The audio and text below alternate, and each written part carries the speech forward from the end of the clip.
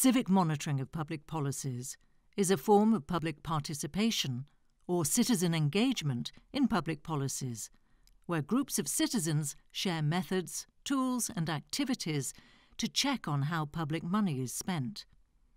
Civic monitoring involves not only verification and checks, but also the collection of ideas and proposals on public funding towards construction. For example, who cares most about whether a new railway line is built on time and is clean, fast and efficient? Certainly the citizens who will have to take that train every day. Civic monitoring is very important because it can foster greater collaboration between the administrations that implement public policies and the citizens themselves. Even when this collaboration is difficult to set up, it is important to understand how public resources are used in practice, because this helps make the public more aware. How does civic monitoring work? Civic monitoring usually begins from groups of citizens who collect useful information and data to improve the quality of life of a community. Such groups are also called civic communities. For example, your class at this moment is a civic community that is searching for data and useful information on a project to monitor it. In many cases, this is only possible if administrations make detailed data available on the individual projects so that they can be easily searched for online.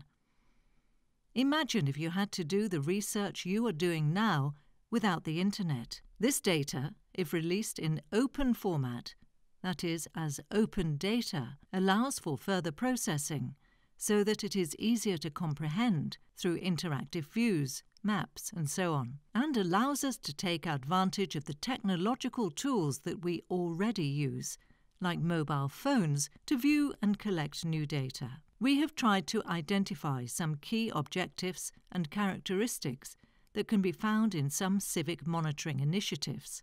1. Improving access to public data.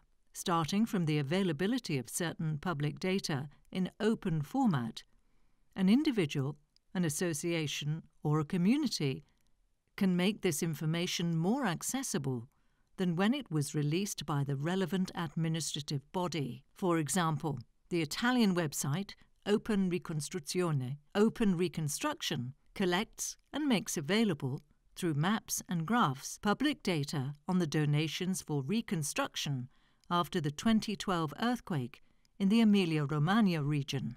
2.